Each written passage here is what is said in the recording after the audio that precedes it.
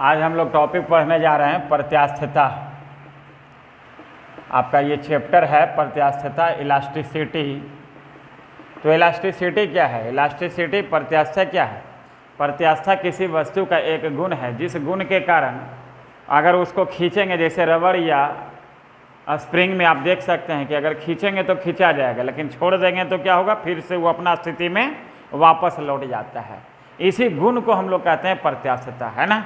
प्रत्यास्था क्या है? प्रत्यास्था किसी वस्तु का वह गुण है जिस गुण के कारण अगर उसमें विरूपक बल लगाएंगे, बाहरी बल हम लोग एक्सटेंशन फोर्स लगा रहे हैं, तो वो क्या होगा, लंबाई में परिवर्तन हो जाएगा, मोटाई में परिवर्तन। जैसे लंबाई अगर मान लेते हैं, जैसे रबर हो, रबर को अगर खींचते हैं तो क्या खींचा जाता है ना, तो लंबाई बढ़ गया, और जब लंबाई बढ़ गया तो क्या होता है, उसका मोटाई घट जाता है। आप देखें ऐसा, लंबाई बढ़ेगा तो मोटाई क्या होगा, घटेगा। क्लियर है? तो इसी परिवर्तन जो हो रहा है, परिवर्तन करने के लिए जो हम बल लगा रहे हैं, जो बाहरी बल लगा रहे हैं, उस बल को कहेंगे विरूपक बल। क्लियर है? लेकिन जब छोड़ देते हैं तो फिर से वो अपना स्थिति में वापस लौट जाता है। ठीक है, कि इस गुण को क्या कहेंगे, प्रत्यास्था। याद हो गया? प्रत्यास्था क्या? प्रत्यास्थता किसी वस्तु का वह गुण है जिस गुण के कारण अगर उसमें बल लगाएंगे, बाहरी बल लगाएंगे, तो बल लगाएंगे तो उसका लंबाई में परिवर्तन होगा, चौड़ाई में परिवर्तन होगा, मोटाई में परिवर्तन होगा, आयतन में परिवर्तन होगा। लेकिन जब उसको छोड़ देंगे, बाहरी विरूपक बल जो लगा रहे थे उसको हटा लेंगे, तो फिर से वो अपना स्थिति में वापस लौट जाएगा। क्लियर है? इसी गुण को क्या कहेंगे बाबू? प्रत्यास्था। प्रत्यास्था का परिभाषा आप लोग को आएगा तो लिख दीजिएगा। प्रत्यास्थता क्या है? किसी वस्तु का एक गुण है। प्रत्यास्था क्या? किसी वस्तु का एक गुण है जिस गुण के कारण अगर उसमें बल लगाएंगे तो क्या होगा, लंबाई मोटाई सब में परिवर्तन हो जाएगा, और जब बल को हटा लेंगे तो फिर से वो अपना प्रारंभिक अवस्था में वापस लौट जाएगा। इसी गुण को क्या कहेंगे? प्रत्यास्था। और इस तरह के जो वस्तुएं होती है जिसमें प्रत्यास्थता का गुण पाया जाता है, ठीक है, इस तरह के वस्तुएं को कहते हैं प्रत्यास्थ वस्तु। क्या कहेंगे? प्रत्यास्थ वस्तु। और जो बाहरी बल लगा रहे हैं, लंबाई चौड़ाई आकार आकृति में परिवर्तन करने के लिए जो बाहरी बल लगा रहे हैं, उस बल को क्या कहेंगे? विरूपक बल। क्या कहेंगे? विरूपक बल। विरूपक बल, डिफॉर्मिंग फोर्स, इंग्लिश में कहते हैं इसको डिफॉर्मिंग फोर्स। नाम से ही पता चल रहा है, डिफॉर्म करना मतलब उसके आकार आकृति में परिवर्तन करना। क्लियर है बाबू? आकार आकृति में परिवर्तन करने के लिए, जैसे रबर हो गया, स्प्रिंग, जैसे रबर को आप खींचते हैं तो खींचा जाता है, ठीक है, और जब छोड़ देते हैं तो फिर से रबर वो अपना अवस्था में, प्रारंभिक अवस्था में वापस लौट जाता है। पता है कि नहीं है? क्लियर है? तो जो बल लगा रहे हैं to change the shape and size is called deforming force, विरूपक बल। और इस गुण को क्या कहे थे? प्रत्यास्था। वस्तु का वह गुण जिस गुण के कारण विरूपक बल लगाने पर उसके आकार आकृति में परिवर्तन हो जाता है, और विरूपक बल हटा देने पर क्या होता है, वो अपना प्रारंभिक अवस्था में वापस लौट जाता है। इस गुण को कहेंगे प्रत्यास्थता। और जो बल लगा रहे हैं उसके आकार आकृति में परिवर्तन करने के लिए जो बल लगा रहे हैं, उस बल को क्या कहेंगे? विरूपक बल। कोई दिक्कत? अगर पूछ दिया जाए कि प्रत्यास्थता के आधार पर वस्तुएं कितना प्रकार का होता है, तो प्रत्यास्थता के आधार पर वस्तुएं कितना प्रकार का होता है? 3 प्रकार का होता है। बहुत अच्छा जवाब आप लोग की तरफ से। प्रत्यास्थता के आधार पर वस्तुएं पूछा जाए बाबू, कितना प्रकार का? 3 प्रकार का। पहला आपका है प्रत्यास्थ वस्तुएं। प्रत्यास्थ वस्तुएं, elastic object. Elastic object.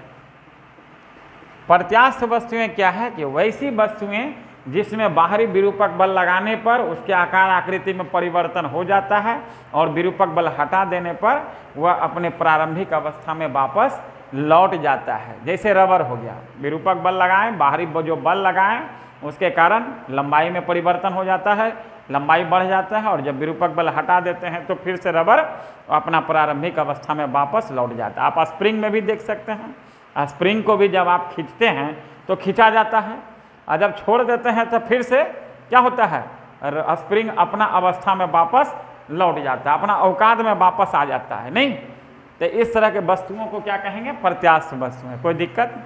Clear है? और दूसरा आपका हो गया दृढ़ वस्तुएं। दृढ़ वस्तुएं,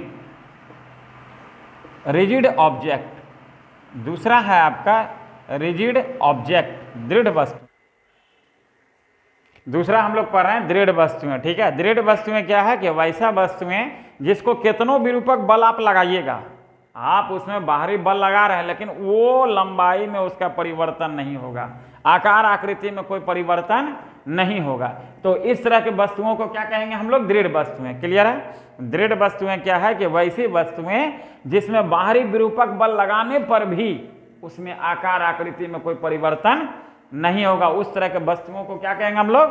दृढ़ वस्तुएं। कोई दिक्कत? कोई भी ठोस वस्तु आप ले लीजिए, जैसे आप कुर्सी को ही आप क्या खींचिएगा तो खींचा जाएगा? नहीं खींचाएगा। कोई भी ठोस वस्तु, जैसे आप पिलास को लिए हुए हैं तो पिलास को क्या खींचेंगे तो खींचाएगा? तो इस तरह के वस्तुओं को क्या कहेंगे? दृढ़ वस्तुएं।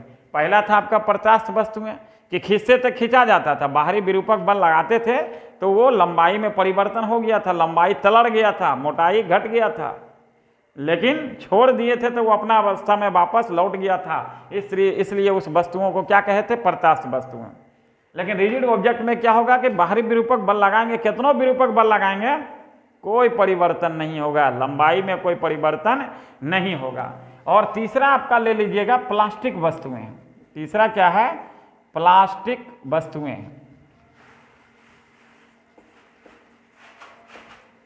प्लास्टिक ऑब्जेक्ट, प्लास्टिक ऑब्जेक्ट, ठीक है। तीसरा है आपका प्लास्टिक वस्तुएं। तो प्लास्टिक वस्तु क्या है कि जैसे बाहरी विरूपक बल लगाएं, तो बाहरी विरूपक बल लगाएं तो उसके आकार आकृति में परिवर्तन हो गया, लेकिन छोड़ देंगे तो फिर से वो अपना अवस्था में वापस नहीं लौटेगा। जैसे कोई प्लास्टिक हो गया, कोई प्लास्टिक को अगर तलाड़ते हैं, जब बाहरी विरूपक बल लगाते हैं तो क्या होता है? तलड़ जाता है। लखीसराय का भाषा जो है तलड़ जाता है, ठीक है। लेकिन तलड़ने के बाद क्या छोड़ देते हैं तो क्या वो अपना अवस्था में वापस लौटता है? नहीं लौटता है। तो इस तरह की वस्तुओं को क्या कहेंगे? प्लास्टिक वस्तुएं। तो वस्तुएं पूछेगा प्रत्यास्थता के आधार पर वस्तुएं कितना प्रकार का? 3 प्रकार का। कितना प्रकार के बाबू? 3 प्रकार का। पहला है प्रत्यास्थ वस्तुएं, वैसी वस्तुएं जिसमें बाहरी विरूपक बल लगाने पर उसके आकार आकृति में परिवर्तन हो जाता है, लेकिन बाहरी विरूपक बल हटा देने पर वह अपनी प्रारंभिक अवस्था में वापस लौट जाता है। उस तरह के वस्तुओं को कहेंगे प्रत्यास्थ वस्तुएं, ठीक है। जैसे रबर हो गया, स्प्रिंग हो गया। दूसरा आपका दृढ़ वस्तुएं हैं। दृढ़ वस्तुएं क्या है कि वैसी वस्तुएं जिसमें बाहरी विरूपक बल लगाने पर उसके आकार आकृति में कोई परिवर्तन नहीं होता है, इस तरह के वस्तुओं को कहेंगे क्या? दृढ़ वस्तुएं। क्लियर है? और तीसरा आपका है प्लास्टिक वस्तुएं।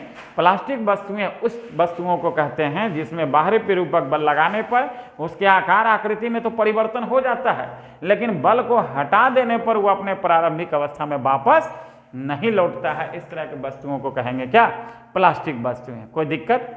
तो हम लोग अभी देखें प्रत्यास्थता क्या है। प्रत्यास्थता किसी वस्तु का वह गुण है जिसमें बाहरी विरूपक बल लगाने पर उसके आकार आकृति में परिवर्तन हो जाता है, और छोड़ देने पर बाहरी विरूपक बल हटा देने पर, यानी जो बल आप लगा रहे थे उसको हटा देने पर वो अपनी अवस्था में वापस लौट जाता है।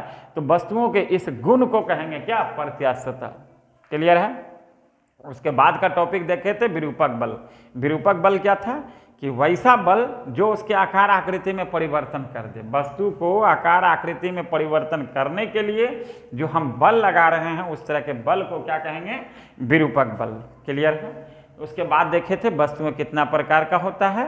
प्रत्यास्थता के आधार पर वस्तुएं 3 प्रकार का। पहला आपका प्रत्यास्थ वस्तुएं, दूसरा दृढ़ वस्तुएं, और तीसरा प्लास्टिक वस्तुएं। कोई दिक्कत यहाँ तक? उसके बाद हम लोग देखेंगे प्रत्यास्थता सीमा। प्रत्यास्थता सीमा, इलास्टिक लिमिट। नाम से पता चला लिमिट। लिमिट का मतलब क्या? उससे ज्यादा बल लगाएंगे तो फिर वो गया काम से। कोई भी चीज का सीमा होता है, एक सीमा होता है। किसी भी रबर को ही आप खींचते हैं तो एक सीमा तक ही उसको आप खींच सकते हैं, उससे ज्यादा बल लगाएंगे तो वो तलड़ जाएगा। यहां तक मान लेते हैं बल लगाएं, यहां तक बल लगाएं तो छोड़ दिए तो अपना अवस्था में वापस लौट गया। थोड़ा सा और बल लगाएं, छोड़ दिए, अपना अवस्था में वापस लौट गया। लेकिन उससे ज्यादा बल अगर लगा दिए तो तलरले के तलरले रह जाएगा, फिर अपना अवस्था में वापस नहीं लौटेगा। इसका मतलब कि यहां तक जो आप विरूपक बल लगा रहे थे मैक्सिमम वैल्यू यहां तक है, माने उससे ज़्यादा बल आप लगा देंगे, ज़्यादा उससे बल लगा देंगे, विरूपक बल उस बल से ज़्यादा लगा देंगे तो उसमें प्रत्यास्थता का गुण क्या होगा, समाप्त हो गया। यहाँ तक विरूपक बल लगा रहे थे तब उसमें क्या है, उसको छोड़ दिए थे, वो अपना अवस्था में वापस लौट गया था। लेकिन यहाँ से ज़्यादा बल लगा दिए गया काम से, फिर वो वापस नहीं लौटेगा। कहने का मतलब मेरा ये हुआ कि विरूपक बल का वह अधिकतम मान जहाँ तक उसमें प्रत्यास्थता का गुण है, उस वस्तु में प्रत्यास्थता का गुण है, और उससे ज़्यादा बल लगा देंगे तो क्या होगा, उसमें प्रत्यास्थता का गुण समाप्त हो जाएगा। तो इसी maximum value of force deforming force को क्या कहेंगे, प्रत्यास्थता सीमा। प्रत्यास्थता सीमा, सीमा का मतलब क्या होता है, लिमिट। उससे ज़्यादा बल आप लगाएंगे तो उसका गुण उसका क्या होगा, समाप्त हो जाएगा। जो उसमें गुण था, प्रत्यास्थता का जो गुण था, गुण क्या था, जब छोड़ देते थे वो अपना अवस्था में वापस लौटना चाहिए, अपना अवस्था में वापस लौटता था ना, इसी को ना प्रत्यास्था कहे थे। लेकिन उसे ज़्यादा बल लगाएंगे तो क्या होगा, वो गया, काम से गया, उसमें फिर अपना अवस्था में वापस वो नहीं लौटेगा।